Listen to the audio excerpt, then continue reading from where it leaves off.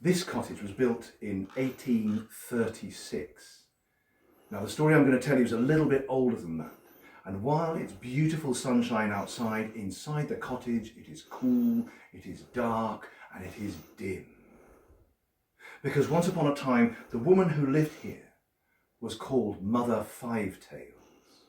Why she was called Five-Tails, no one can quite remember. Perhaps it was because she had many cats. Perhaps, as some said, it was because she was a witch and had the ability to turn herself into a number of different animals. But whatever it was about her name, the truth was that she was a great brewer of beer and also a great brewer of potions. If somebody wanted someone to fall in love with them, they would come to Mother Five-Tails and they would brew them a love potion.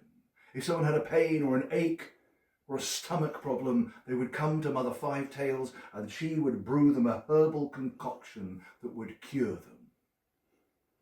Now, with all these potions and concoctions and brewing, it became known to a couple of local village lads that she was receiving quite a bit of money for her services, and they thought that they would go and make old Mother Five-Tails pay up and give them the money that she had earned.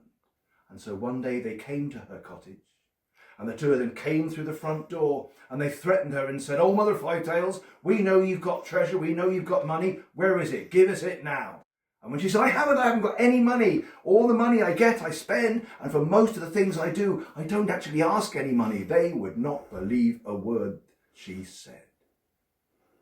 And so they said, if you don't give us the money, it's going to be the worse for you. And what they did was, the two of them, two strapping young lads, they took hold of that dear little old lady and they dragged her out of the door and into her garden where she had a well.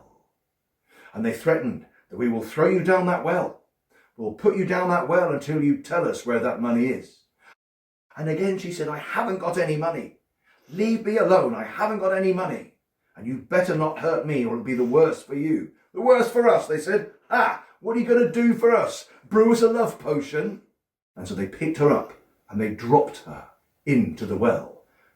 Now the well wasn't very deep, but it was certainly deep enough. And down there, old Mother Five-Tails cried out and screamed out and asked to be helped, asked to be pulled out, asked to be hauled back up to the surface.